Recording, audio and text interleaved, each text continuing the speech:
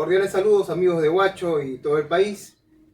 Soy el licenciado Ronald Aguirre. Nos encontramos en su programa Socios de Carrión. En esta ocasión contamos con la presencia de la doctora Lesbi Garrido Rojas. Lesbi Rojas Garrido, quien es especialista en género y educación docente actual de la Universidad José Faustino Sánchez Carrión. Bienvenida, profesora Lesbi. Gracias por la invitación y agradezco a todo el público el debate que vamos a tener el día. Un conversatorio, ¿verdad? Un conversatorio sobre un tema que va a ser de mucho interés y espero realmente poder aportar y que genere este diálogo de hoy día genere más controversia de repente, ¿no? Para que la gente comience a reflexionar sobre este tema y nos podamos sentar quizás en una mesa más amplia a debatir el tema, ¿no? Pero nos gustaría en todo caso más o menos comprender qué cosa es género, porque la mayoría de las personas quizás en sus casas, ¿no? En su hogar o de su celular, no comprendan el término, ¿no? Y de pronto por la mala información que algunos personajes, que ya sabemos, que salen, ¿no? A protestar y confunden, ¿no? Y tratan también de usarlo a su favor políticamente, no intentan aterrizar y definir en qué consiste este término, ¿no? Claro. Bueno, mire, cuando hablamos de género, el término género lo hemos escuchado desde que estamos en inicial, primaria, secundaria, ¿no? Pero ligado a la lingüística, ¿no? Que nos enseña a ver el género femenino, el género masculino, cuando uno quiere hacer construcciones lingüísticas, ¿no? Y en la biología diferenciar lo que es el sexo de macho y hembra, ¿no? Entonces, estamos ligando a eso algunas personas, pero fíjense, hablar de género no es lo mismo que hablar de sexo, ¿no? Es diferente. ¿Qué cosa es género? Es una perspectiva de análisis, ¿no? Que ha surgido después de mucho trajinar del movimiento de mujeres, ¿no? Eso es cierto. Ha surgido desde el reclamo de las mujeres, por qué no estamos presentes, por qué no nos toman en cuenta, por qué nos discriminan. Entonces, eso ha generado una lucha, ¿no? Primero, la lucha por las mujeres por la educación, ¿no? Por ingresar a la educación, porque hace siglos atrás las mujeres no tenían derecho a educarse. Es más, no tenía derecho ni siquiera a reflexionar sobre la realidad. Era increíble. Aun cuando las mujeres tenían la capacidad de reflexión, ¿ya? Esta capacidad de reflexión tenía que ser apropiado por un varón para que salga al público y la gente lo pueda conocer. Pero no salía con su propio nombre, tenía que salir o con un sinónimo masculinizado, ¿no? Claro, como el caso, por ejemplo, de la J.K.R. Rowling, ¿no? La del mago Claro, Harry Potter, ¿no? de Harry Potter, por ejemplo, ella escribe, ¿no? ¿Y para qué? Para que pueda trascender, ha hecho digamos, un acrónimo, ¿no? Es un nombre J.R. Rowling, que al final de cuentas parece un nombre ¿no? y el apellido de un varón, ¿no? Pero por lo contrario, es una mujer que, bueno, dentro de las mismas capacidades que poseen que el varón, pues un día pues comenzó a construir su obra literaria dentro de un café. Y Así como es. cualquier individuo, ¿no? Que vaya cerca, pero para poder, insisto, trascender y que le compren, ¿no? Esa producción literaria tuvo que ponerlo en sigla, así como otros personajes femeninos en la historia. Así es. Y nos pasaríamos la hora hablando de cuántas mujeres. Una de ellas es Anne, por ejemplo, ¿no? Que era una mujer del siglo XVIII, ¿no? Que se atrevió a escribir una literatura, obras, novelas, y tenía que escribir con el nombre del marido, ¿no? Claro. Para salir de la miseria, porque el marido se iba en quiebra y ella comienza a escribir y su esposo le autoriza, sí, escribe la novela para que puedas cubrir lo que le falta en casa, ¿no? Nos pasaríamos la hora, pero así surge el tema de género, ¿no? Entonces surge con estas mujeres, si bien es cierto, claro, surge dentro del movimiento también socialista, y eso hay que reconocerlo, ¿no? Son las primeras mujeres que comenzaron a pensar. Pero ¿por qué las mujeres pensaron? ¿Y por qué las mujeres reflexionaron? ¿No? Fíjate, si las mujeres no hubiéramos salido del mundo, de nuestra casa, porque ahí nos han recluido, ¿no? Muchos siglos hemos estado las mujeres recluidas dentro de nuestra casa, como en la cocina, que no digo que sea una tarea desastrosa o una tarea que denigra, no es una tarea denigrante para nada, ¿no? Pero por el solo hecho de habernos tenido ahí, no nos dejaban salir de ahí, ¿no? Y entonces al estar recluidas y gracias fíjate, hay un dicho que dice, no hay mal que por bien no venga, ¿no? Claro. Gracias a las guerras, a las grandes guerras, ¿no? La mujer tuvo el acceso a entrar a un sector laboral, ¿no? Claro, necesitaba una mano de obra que no podía asumirla, pues estaba en el frente de batalla. Así O sea, fue. bueno, aunque algunos, bueno, me gusta el término ya concreto, es una opinión particular, algunos de la derecha, o la mayoría de la derecha dicen, no, la división, ¿no?, del trabajo se dio principalmente por el tema de que, bueno, los hombres tenían que asumir riesgos mayores, ¿no?, y las mujeres pues tenían pues también el menor riesgo en el ¿Qué hogar, ¿no? dirán, qué dirán la general, las mujeres del ejército israelí, ¿no? ¿No? ¿Qué dirían estas mujeres? Se reirían de lo absurdo que son nuestras pensadoras de la derecha en el Perú, ¿no? Que somos capaces nosotras las mujeres de hacer las cosas que los varones hacen. Eso depende de las habilidades y las destrezas que nos permiten desarrollar la sociedad, ¿no? Y fíjate, a raíz de eso, en esta perspectiva de género, nos hace entender eso, ¿no? ¿No? O sea, las mujeres comenzaron a reflexionar hoy, porque yo estoy trabajando, Claro. y cómo es posible que a los niños que eran varones le paguen más que a las mujeres trabajando en la misma fábrica, haciendo los mismos trabajos. Haciendo el mismo trabajo de un hombre, no le pueden pagar menos a una mujer. Ellas comenzaron a reflexionar. Y es más, lo que a mí me pagan no me alcanza ahora que mi marido está en la guerra, no me alcanza para cubrir los gastos. Entonces la mujer comenzó a pensar de otra manera, comenzó a reclamar sus derechos, ¿no? Fíjese, ese escenario nos ha hecho cambiar también a nosotras las mujeres. Porque nosotras las mujeres pensamos que era natural, era normal que nosotros estuviéramos en casa, ¿no? Que la clase pudiente de las mujeres se arreglaran, se decoraran bonitas para que esperen al marido, ¿no? Dispuestas a lo que el marido quiera, ¿no? No teníamos ni siquiera el derecho, que es natural del ser humano, de tener intimidad cuando tú lo quieres, ¿no? Sino cuando el marido lo desea, ¿no? Entonces, todas esas cosas, fíjese, hizo que las mujeres comenzaran a reflexionar, y no solamente se quedaron en reflexionar en su posición de ellas dentro del hogar, sino también en la posición dentro de la sociedad. Entonces, el mayor refuerzo de reflexionar frente a su realidad y darse cuenta cómo el mundo se mueve, qué es lo que está pasando, por qué hay miseria, por qué la salud no está al alcance de todos, ¿no?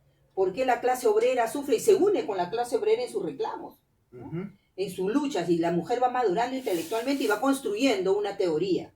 Claro, y acá pero una de las luchadoras sociales es decir, Irene Salvador, Manuela Chefloco. Claro, acá en el Perú, claro que entonces, sí. Tenemos muchas mujeres más, claro, ¿no? Están las hermanas Pajuelo, claro, ¿no? Están las hermanas que tumbaron ¿cómo se llama? El puente allá en Junín, ¿no? En Huancayo tumbaron el puente, claro, para las hermanas Toledo, para que no puedan pasar el ejército, y ellas de esa manera vencieron, fíjate, ¿no? Muchos soldados enemigos murieron en el río Mantaro, ¿no? Y cosas así podríamos tratar, fíjate. Claro. Entonces es una perspectiva que nos ayuda a entender que esa diferencia de sexo es una construcción, que no es que en la sociedad existen mujeres, hombres, ¿no?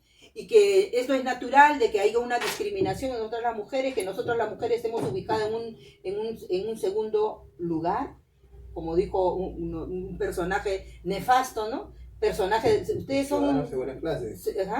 personajes de segunda clase, y no somos, ni los pobres ni las mujeres somos personajes de segunda clase. Entonces eso ha ido construyendo una teoría que nos permite explicar, ¿no? Y decir ahora, ¿no? Después de mucha producción intelectual de las mujeres, ¿no? Decir ahora que género nos ayuda a entender que es una construcción social. ¿Cómo lo construimos? Lo construimos a través de todo el proceso de socialización, y esto tiene un carácter estructural también, ¿no? La sociedad. Esto es todo un sistema. El país nos manda un estereotipo de cómo debe ser mujer y cómo debe ser hombre, ¿no? Eso es el sistema social, nos ha encasillado ahí, ¿no? Pero fíjense que yo quisiera reflexionar también cómo llegamos a ese encasillamiento, ¿no? Desde las épocas muy primitivas, ¿no? Cuando aparece la propiedad privada, y nosotras las mujeres pasamos a ser, fíjate, una mercancía. Claro, la mujer con el hijo. Claro, a pesar de que la mujer es la que descubrió la agricultura, la mujer es la que descubre y se encarga de administrar los bienes, ¿no? Pero sin embargo, dada en esa coyuntura, en ese momento histórico, es el hombre el que tenía el poder, el jefe del yen. Podía ser un hombre o podía ser una mujer. Eran los más antiguos. ¿Ya? Claro, pero por el tema de la familia claro que sí, en esa etapa. para que te des cuenta de cómo nosotros podemos explicar nuestra situación de mujeres, ¿no? Entonces ahí, cuando el hombre le toca administrar y empieza a ver un excedente de producción, se comienza a apropiar. Yo a veces me pregunto, ¿no? Hipotéticamente, y si hubiera estado en manos de mujeres y hubiera habido un excedente de producción, las mujeres también nos hubiéramos apropiado, ¿no? Y ahí surge, ¿no? El apropiarse, nos va surgiendo la propiedad privada. Y entonces la mujer también aparece como un medio de propiedad privada, porque dado las guerras, los enfrentamientos, ¿no? Llegan, esta chica me gusta, está bonita, me la llevo, porque yo gané la guerra, me la llevo, ¿no? Y el otro, el que así, claro, como un botín de guerra, nos convertimos Pero en un botín acá de hay algo guerra. que mencionaba Marco Aurelio de Negri, para hacer una cuestión rápida, ¿no? Que la relación, digamos, es obviamente estructural dentro del ser humano, por ser un individuo producto de la sociedad. Así mismo primate, ¿no? Su relación por lo general es de carácter vertical, ¿no? Es decir, que siempre tiende a que bajo de él esté alguien y está relacionado a su cuestión inclusive biológica. ¿Qué habría de cierto o cuán debatible es ese concepto? ¿O está ya descartado? Tomando las tesis de María Rostodowski, diría que está errado porque nosotros nunca ha habido un matriarcado y nunca solamente ha habido un patriarcado, y que en algunas sociedades, no en todas, por ejemplo en la sociedad incaica era una complementariedad, porque la coya era guerrera también. La coya estaba preparada para administrar el Estado. En ausencia del Inca, ella administraba el Estado. En ausencia del Inca, ella era estratega, ¿no? Entonces había una complementariedad. No todas las sociedades, ¿no?, han evolucionado de esa manera. Claro que probablemente en las sociedades que él ha leído, dado la corriente a la que pertenece también de Negri, debe haber leído a Margaret Mead, ¿no? Entonces, lógico, en esa corriente estructuralista sí, pues se explica de esa manera, ¿no? Hay que recordar que también la panaca real deriva de parte del lado de género femenino, ¿no? Es decir, por lo que a nosotros nos corresponde el apellido masculino, también le corresponde cierto grado y casi de igual magnitud la herencia, ¿no?, de la parte femenina en el tema del incanato, ¿no? Así es. A diferencia de otras, como bien he mencionado, de otras sociedades, ¿no?, otros estados-nación que han construido sus relaciones de poder de otra forma, ¿no? La división, digamos, entre la sociedad, entre las clases sociales han sido distintas, ¿no? Sin embargo, hay que rescatar de que esas relaciones, por ejemplo, el caso también de los egipcios, ¿no? Donde el faraón depositaba el poder también a su sucesor, que podría ser tanto varón como mujer. Y el claro ejemplo, bueno, el más histórico es Cleopatra, y la otra es Nefertiti, ¿no? Claro, Nefertiti y Cleopatra. Por ejemplo, en el caso de Cleopatra, ella fue reina. Ella gobernó su reino y lo expandió en su época, ¿no es cierto? Y que como estratega militar, ella era estratega militar, y muchos dicen que era muy hermosa, bella, por eso todos los hombres se enamoraban. No, se enamoraban de la inteligencia, era una mujer muy estratega, tanto a nivel político como económico y social. O sea, tenía ese don, esa característica, esas mujeres, ¿no? Mujeres de esa época. Imagínate, de esa época a esta sociedad, en la sociedad nuestra, es que nosotros pasamos por una etapa en donde ha habido un desbloque, que ha llegado la invasión española, ¿no? Y ha destruido todo lo de cultura que teníamos nosotros, no ha rescatado nada, ha tratado de eliminarla. Si bien es cierto que tenemos ahora, existe todavía rezagos bastante porque ha habido resistencia. Y recuerda que los indígenas peruanos, para poder resistir y poder mantenerse como cultura, han tenido que ir escalando estratos ecológicos, ¿no? Cada vez más altos, ¿no? Hasta irse hasta las punas para poderse mantener. Y entonces, por eso es que la doctora María Rostodowski, que ha estudiado la cultura peruana, ¿no?, en su profundidad, y ella demuestra con escritos y científicamente que ha habido complementariedad aquí, ¿no? En la sociedad occidental no ha habido complementariedad. En la sociedad occidental ha sido dominio masculino por encima de lo femenino siempre, desde la esclavitud, el feudalismo y hasta la actualidad, ¿no? Entonces, podemos decir que todavía sigue plagado ese eurocentrismo dentro de la cuestión epistemológica que nos han... Claro que sí, ¿no? Claro que sí, hasta ahora.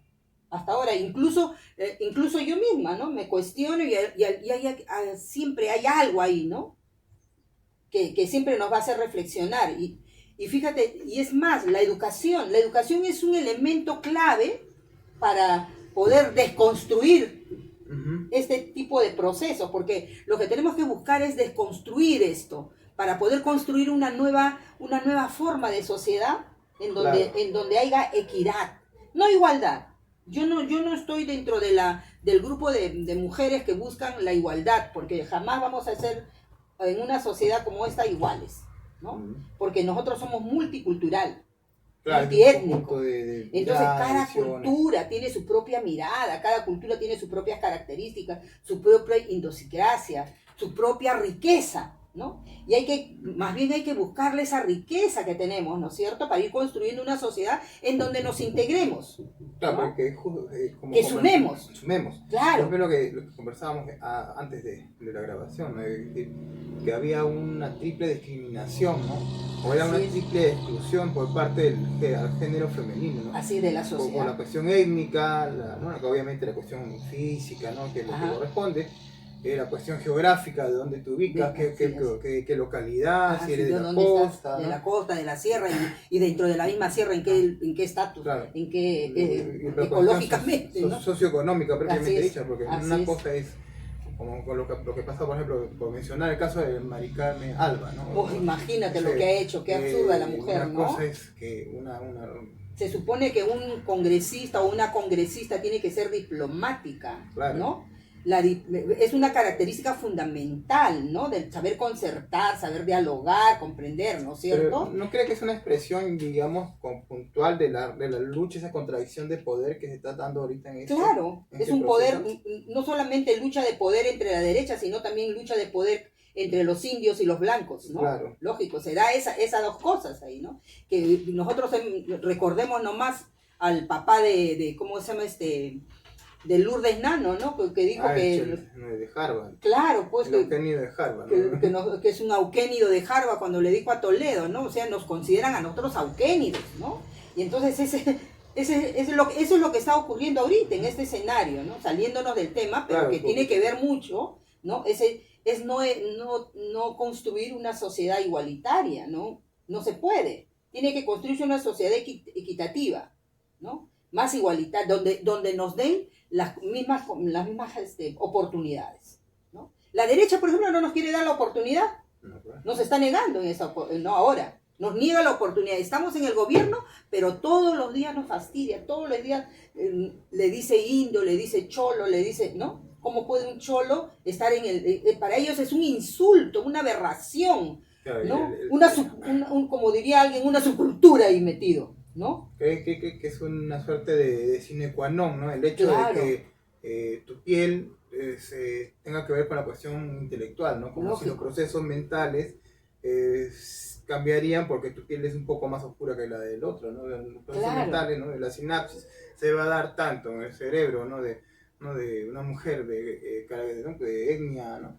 Oye, pero fíjate, blanca, ¿no? Fíjate que ahí yo tengo una lectura contraria.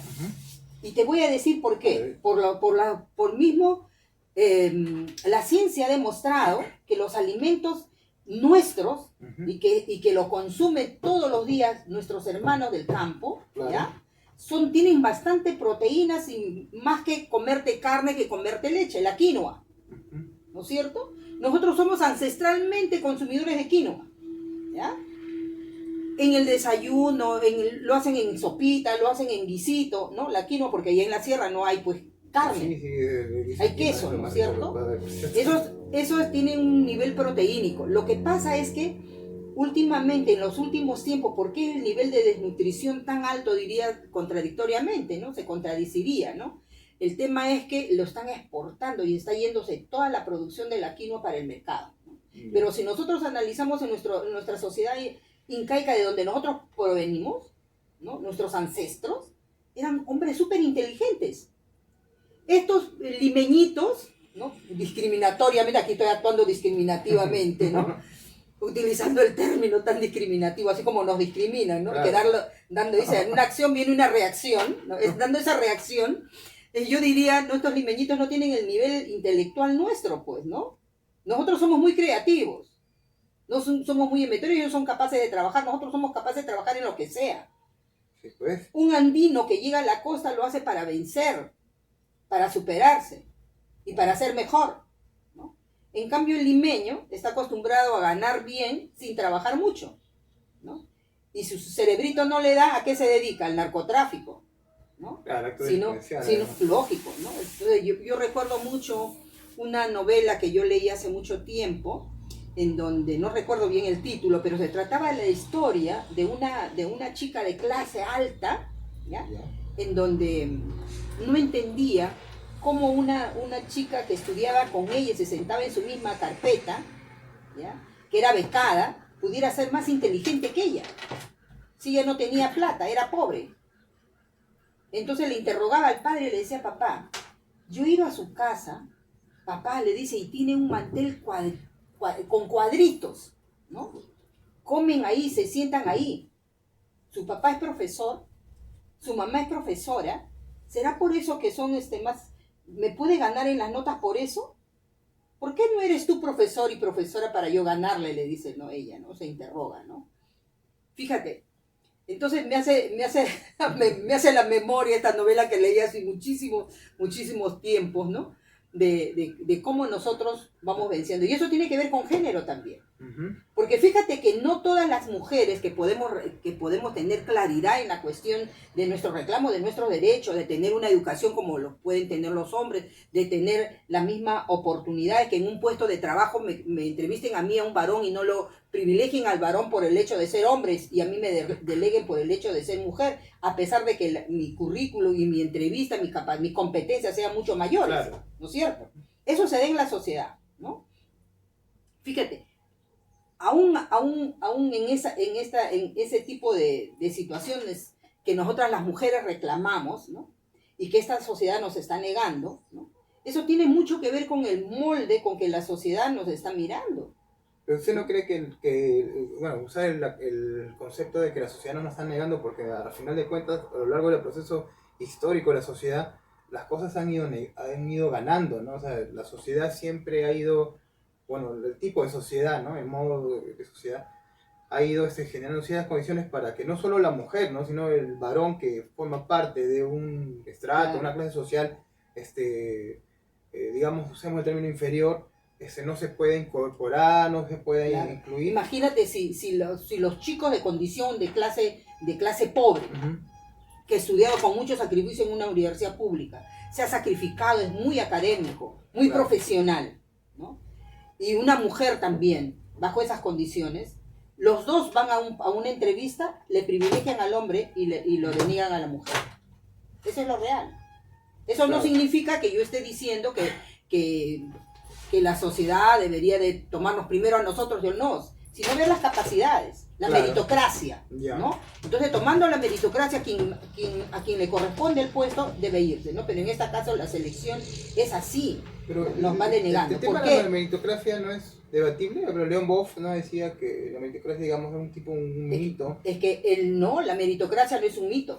La meritocracia tiene que ver con tus competencias. Ahora, no es como la norma que lo ha establecido el Estado, ¿no? El Estado lo ha establecido que tú tienes que demostrar tus capacidades con diplomas, ¿no? Cuanto más papeles, ¿no? Entonces eres capaz. Yo conozco gente que en el centro laboral donde yo trabajo, que puede de repente tener un folio de 1000 hojas y su cerebro está vacío. Uh-huh. Porque vivimos en un país tan podrido de corrupción que tú puedes comprar un cartón 100 soles y nunca has ido al diplomado y te lo firman y te lo dan, ¿no? Entonces, claro, de eso estamos llenos. Lo que pasa es que hay que ver las capacidades, ¿no? Y en muchos centros laborales lo que ven es capacidad. No te miden diplomas ni currículum, claro, no capacidad. ¿Qué sabes hacer? Los resultados, ¿no? ¿Qué sabes hacer? Práctica. Y esa es una de las cuestiones que tiene que ver con educación. ¿Qué sabes hacer? ¿No? ¿Okay? La educación nuestra no nos brinda la capacidad de saber qué hacer, ¿no?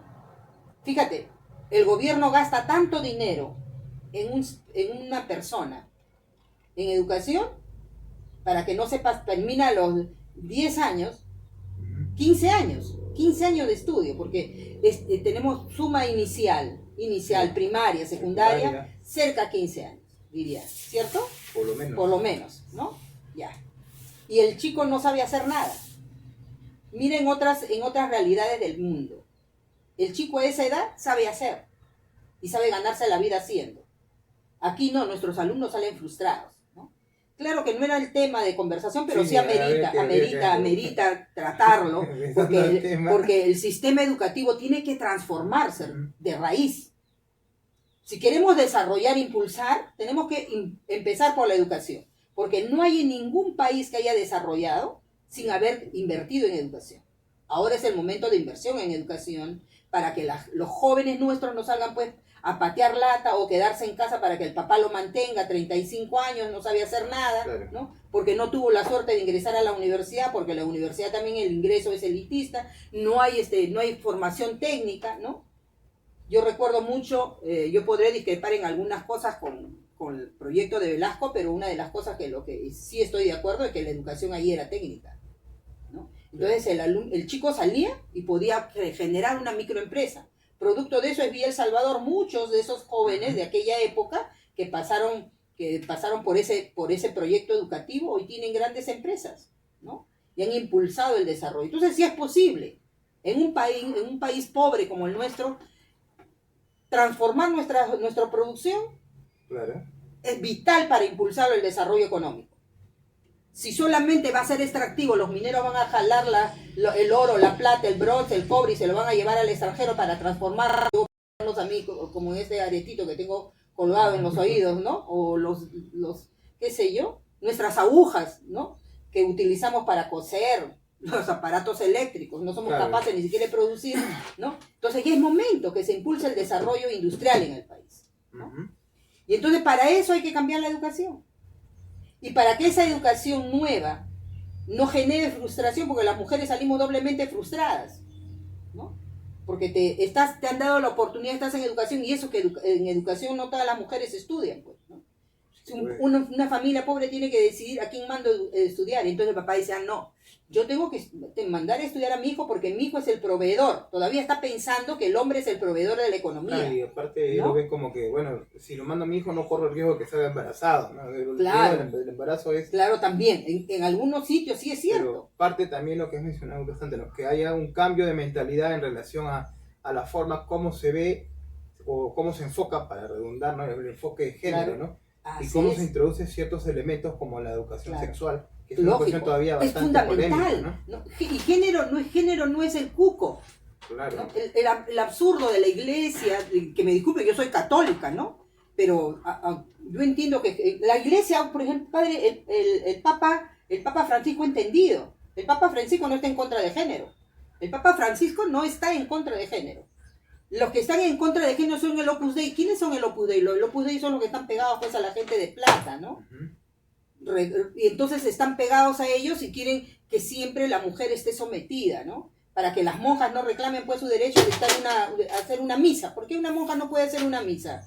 ¿Por qué una monja no podría ocupar un cargo de administración dentro de la institución de la Iglesia Católica, por ejemplo, ¿no? Entonces todo eso tiene que ver con género. Sí, ¿no? De hecho. Género es poder. Género claro, visibiliza, género lo que visibiliza es cómo se ha manejado el poder para a la mujer arrinconarla, separar, es mi lectura propia, ¿ya? Separarlo del varón, porque separado hombre y mujer, claro, ¿quiénes son los que van a reinar? Los que contienen el poder. Porque si el hombre y la mujer se unen, hacemos fuerza y vencemos al poder y generamos un nuevo poder. Lo que mencionaba Michel Foucault, ¿no? Así las es. microrelaciones de poder, que se aplicaron bastante en el proceso o en la experiencia de la Unión Soviética, ¿no? Así es. Iniciando con Nadezhda Krúpskaya, ¿no? Que se le asignó toda la responsabilidad del tema de género femenino, pero no una cuestión simplemente, digamos, doctrinaria, de doxia, ¿no? Una cuestión aplicativa en la práctica, ¿no? Es decir, que asuman tanto la cuestión institucional, la cuestión militar, la cuestión educativa y la cuestión misma de género para que poder combatir al otro polo que existía a nivel mundial, ¿no? Que era el capitalismo, ¿no? Entonces, por lógica simple inclusive, si tú tienes hombres en el ejército y tienes mujeres en el ejército, duplicas tu fuerza. Así una es. cuestión, una lógica formal, por usar ya una cuestión Sí, básica, ¿no? así es. Entonces, Y en la lucha por los reclamos también. también, ¿no? Claro, porque aquí estamos divididos, las mujeres reclaman una cosa, los hombres reclaman una cosa, y es momento de que se unan, ¿no? Y el reclamo sea uno.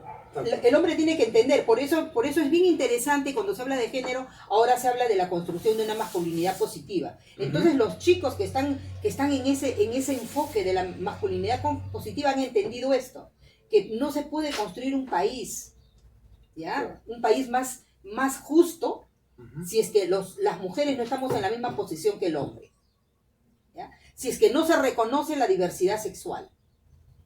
Existe.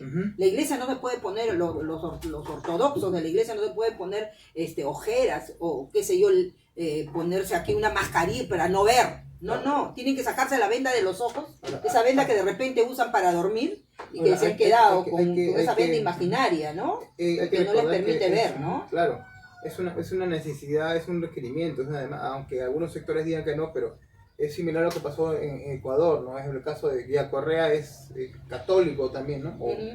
Y él decía, bueno, sabes que yo puedo estar no, parcial o, digamos, en contra con la postura de la diferenciación, ¿no? Que hay varios géneros, pero sin embargo es una demanda que la sociedad está solicitando, ¿no? Entonces lo que yo tengo que someter es a lo que hay varias, te quiero corregir, género hay uno, claro. Hay varias diversidades sexuales. Varias identidades. Más que un debate, claro, el tema de la identidad, pero se trata de poner en la mesa de que hay varios géneros, ¿no? Yo en particular, y hacemos una postura personal, no es del colegio sociólogo, por si acaso, porque no vayan a decir que el colegio sociólogo tiene una postura distinta, ¿no? Que solo hay dos géneros y como ustedes hay 31 identidades. No, identidades. Género es uno. El género es un enfoque que nos permite. El género es un enfoque de análisis que te permite, por eso te lo defino mejor. ¿Qué cosa es género? Género es la perspectiva que te ayuda a explicar, a analizar la relación que se da entre los seres humanos, en esa interrelación, en donde se expresa un tipo de poder en un determinado contexto y en un determinado momento histórico. Eso es género, ¿ya? Yo me voy a separar porque yo tengo mi propia teoría de género, mi propio concepto de género. Cuando hablamos de género masculino y género femenino, para ser breve, no se puede hablar de género femenino ni género masculino. No. Género es uno. Ya. Lo que tienes que hablar son de mujeres y de hombres. Porque hay varios tipos de mujeres y hay varios tipos de hombres. Y dentro de esa interrelación en la sociedad, yo puedo haber construido mi identidad sexual, ¿ya? Ligado a mi sexo, ¿no es cierto? O opuesto a mi sexo. Ya, o sea, para precisar su postura es que género incluye tanto mujer como... Lógico. Y no es que género es hombre y mujer y hay un conjunto de identidades u opciones dentro el enfoque de género te ayuda a entender que hay lesbianismo, ¿no es cierto? Que hay homosexualidad, que hay transgénero, que hay travestis, que hay hay bisexuales, claro, hay heterosexuales, ¿no? Son opciones sexuales, que es muy diferente. Pero eso antes no se estudiaba, antes no se analizaba. La perspectiva de género te ayuda a analizar. Porque si tú dices, a ver, ¿cómo vamos a imaginarnos que esta es la sociedad. Dentro de esta sociedad, la interrelación que surge, ¿qué tipo de interrelación se da? ¿Cómo está el poder ahí? ¿No? Ese poder, ¿cuál es la respuesta? ¿No? Dentro de ese poder, la sexualidad también es hay que entenderlo también como un poder. Si no leamos a Simone de Beauvoir, ¿no? El segundo sexo, ¿no es cierto? Y hay muchas mujeres que han utilizado el arte amaratorio para poder vencer en las guerras. Claro, pero una cosa es que está usando su cuestión biológica, ¿no? Claro. A una situación, digamos, social, no política. Claro, ¿no? política, como una estrategia política. Claro, pero esto te lo traigo al escenario, creo que sería materia de otra discusión, de otro tema. Pero fíjese, y ahí en esa interrelación, yo me puedo enamorar siendo mujer de otra mujer. Eso no lo entendía. Y si yo me enamoro, como estoy dentro de la sociedad, tengo derechos. Claro. Tengo deberes también. Sí, sí, ¿Sí, no cierto? somos personas Y jurídicas. por lo claro. lógico, y por lo tanto la sociedad debe garantizar mis derechos, Ujú. y no lo garantiza. Siendo yo hombre y me enamoro de otro hombre, soy homosexual, ¿no es cierto? Y nadie me garantiza mi derecho. Yo puedo convivir como pareja muchos años, tener propiedades, y cuando se muere mi pareja, yo no tengo nada. Claro, el tema de derechos existivo. Así es, porque no lo reconoce esta sociedad donde yo vivo, donde me interrelaciono, donde yo laboro, donde trabajo, donde me educo, donde voy al mercado, donde comercializo, aporto con mis impuestos y todo.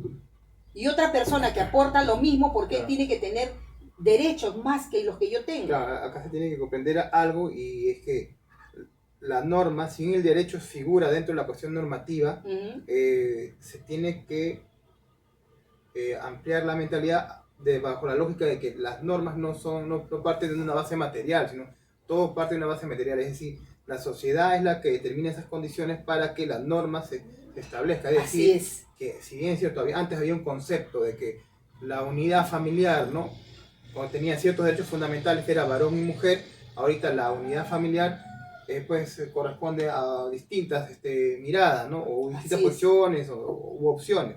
Así Sí. como te puede ser una familia, digamos, uno parental, ¿no?, que Claro, la mamá lógico, o el lógico. varón con su hijo, nada más. Así es. Y le asisten también los mismos derechos, ¿no? Entonces, Uh-huh. tendríamos que... Imagínate que he tenido que pasar muchísimo tiempo para que nosotros, y muchas luchas de mujeres, para que nosotras hoy las mujeres tengamos derecho a nuestra herencia. Antes no teníamos derecho a la herencia. ¿Quién heredaba nuestra herencia que nos daba el padre? Lo heredaba el marido. Ahora no, ahora lo heredamos nosotras, el dote. Así era. No, no era dote. Porque cuando te casabas daban el dote. Pero aparte de eso, el papá moría, te dejaba una herencia. Claro. Tú no lo podías ni siquiera tocar esa herencia. Quien lo administraba lo veía y hacía lo que le daba la gana con eso, era el marido. Casi como las básicas del derecho romano, ¿no? Claro, pues. Imagínate, ha evolucionado tanto la sociedad, pero todavía persiste. Y hay gente que dice, ¿cómo van a enseñar género? ¿Para qué le van a enseñar género en educación? Fíjense que tienen que enseñarle género en educación para que nuestras niñas y niños no crezcan como hemos crecido nosotros, pensando que somos opuestos, diferentes, que las muchachas son débiles y hay que protegerlas, ¿no? Que son inútiles, ¿no? Que están solo para cocinar, lavar. Y estamos criando niños inútiles, que no saben lavar, que no saben cocinar, que no se saben planchar. Y en la sociedad en que vivimos necesitamos de la participación de ambos. De todos, porque hoy la pobreza ha sacado a las mujeres al sector laboral. Todos tenemos que trabajar para poder vivir bien. No es que la pobreza haya aparecido con Pedro del Castillo, ni que la pobreza ha aparecido con la pandemia. La pandemia lo que ha hecho es visibilizar esa pobreza que existía ya, que ya había, esa extrema pobreza que ya había, ¿no? A lo menos yo le puedo dar con toda certeza de que la pobreza nunca desapareció en el país. Y que producto de creer que la pobreza no teníamos, que nosotros éramos un país elegible porque ya habíamos vencido a la pobreza, ha generado tantos problemas a nuestros hermanos pobres, que las ayudas que venían para cubrir y hacer el trabajo que el Estado debiera hacer, y no lo hacían, no llegaran al país, ¿no? Y entonces, ¿quiénes eran los perjudicados? El Estado no le interesa a los pobres porque de los pobres vive. El Estado de la derecha ha vivido toda la vida de los pobres. Porque cuanto más pobres, menos educación, eres más bruto y te puede explotar mejor, ¿no? No tienes capacidad de respuesta.